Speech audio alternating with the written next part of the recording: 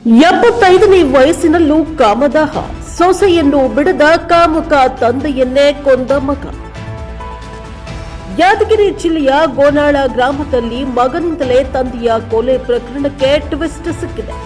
75 ವರ್ಷ ವಯಸ್ಸಾಗಿದ್ರೂ ಕಾಮದಾಟಕ್ಕೆ ಮಹಿಳೆಯ ಜೊತೆ ಸಂಬಂಧ ಇಟ್ಟುಕೊಂಡು ಸೊಸೆಯನ್ನು ಬಿಡದ ತಂದೆಯನ್ನ ಕಂಡು ಮರ್ಯಾದೆಗೆ ಹೆದರಿ ಮಗನೇ ಸುಪಾರಿ ಕೊಟ್ಟು ಕೊಲೆ ಮಾಡಿಸಿರುವುದು ತನಿಖೆ ವೇಳೆ ಬಯಲಾಗಿದೆ. ಗೋನಾಳ ಗ್ರಾಮದಲ್ಲಿ 6 ದಿನಗಳ ಹಿಂದೆ ಅಂದ್ರೆ ಮಾರ್ಚ್ 12ರ ರಾತ್ರಿ 74 ವರ್ಷದ ಪಂಪಣ್ಣ ಸಜ್ಜನ್ ಎಂಬಾತನ ಕೊಲೆಯಾಗಿತ್ತು.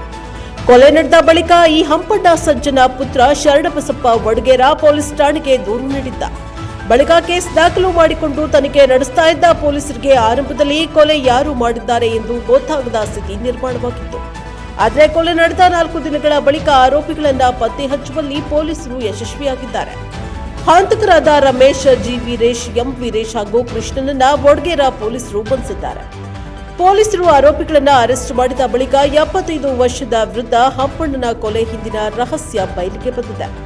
ಕೊಲೆ ಮಾಡಿದ್ದು ಮಾತ್ರ ತಿರುಪತಿ ಮೂಲದ 4 ಜನರು. ಆದರೆ ಕೊಲೆಗೆ ಸುಪಾರಿ ಕೊಟ್ಟಿದ್ದು ಮಾತ್ರ ಹಂಪಣ್ಣನ ಸಜ್ಜನ್ ಪುತ್ರ ನರಸರೆಡ್ಡಿ.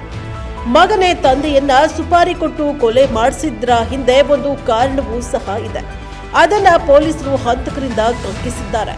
ಮೊದಲು ಆಸ್ತಿಗಾಗಿ ಕೊಲೆ ಮಾಡಿರುವುದಾಗಿ ಶಂಕಿಸಿದ್ದ ಮೃತರ ಮೊಬೈಲ್ನಲ್ಲಿ ಹಲವು ಮಹಿಳೆಯರ ಜೊತೆ ತೆಗೆದುಕೊಂಡ ಫೋಟೋ ಸಿಕ್ಕಿದ್ದು ಅನೈತಿಕ ಸಂಬಂಧ ಹೊಂದಿದ್ದ ಎಂದು ತಿಳಿದು ಬಂದಿದೆ. ಕೊಲೆಯಾದ ವ್ಯಕ್ತಿ ತನ್ನ ಮಕ್ಕಳ ಜೊತೆ ಊರಲ್ಲೇ ಇರದೆ ಕಾಮದಾಟಕ್ಕಾಗಿ ಹೊಲದಲ್ಲಿ ವಾಸವಾಗಿದ್ದ. 48 ಎಕರೆ ಜಮೀನು ಹೊಂದಿದ್ದು ಇದರಲ್ಲಿ ತನ್ನ 3 ಜನ ಮಕ್ಕಳಿಗೆ ತಲಾ 4 ಎಕರೆ ಎಂಬಂತೆ 12 ಎಕರೆ ಜಮೀನನ್ನ ನೀಡಿದ್ದ. ಇನ್ನುಳಿದ 36 ಎಕರೆ ಜಮೀನು ತನ್ನ ಹೆಸರಿಗೆ ಇಟ್ಟುಕೊಂಡು ಬಂದ ಆದಾಯದಲ್ಲಿ ಶೋಕಿಯನ್ನ ಮಾಡ್ತಾ ಇದ್ದ. ಊರಲ್ಲಿ 3 ಜನ ಮಕ್ಕಳು ಮನೆ ಇದ್ರೂ ಸಹ ಕಳೆದ 15 ವರ್ಷಗಳಿಂದ ಜಮೀನಿನಲ್ಲಿ ಶೆಡ್ ಹಾಕಿಕೊಂಡು ಪತಿ ಜೊತೆ ವಾಸವಾಗಿದ್ದ. ಆದರೆ ಕಳೆದ 8 ವರ್ಷಗಳ ಹಿಂದೆ ಪತಿ ಸಾವನ್ನಪ್ಪಿದ್ದ ಬಳಿಕವೂ ಏಕಾಂಗಿಯಾಗಿ ಜೀವನ ನಡೆಸ್ತಾ ಇದ್ದ. ಅಲ್ಲದೆ ಮದ್ದ ವ್ಯಸನಿಯೂ ಕೂಡ ಆಗಿದ್ದ ಈತ ತನ್ನ ಕಾಮತೃಷೆ ಈಡೇರಿಸಿಕೊಳ್ಳಲು ದುಡ್ಡು ಕೊಟ್ಟು ಬೇರೆ ಮಹಿಳೆಯರನ್ನ ಶೆಡ್ಗೆ ಕರೆಸಿಕೊಳ್ತಾ ಇದ್ದ. ಅದೇ ರೀತಿ ಮಗನ ಹೆಂಡತಿ ಅಂದ್ರೆ ಸೊಸೆ ಜಮೀನಿಗೆ ಕೆಲಸಕ್ಕೆ ಬಂದವರನ್ನು ಬಿಡ್ತಾ ಇರಲಿಲ್ಲ.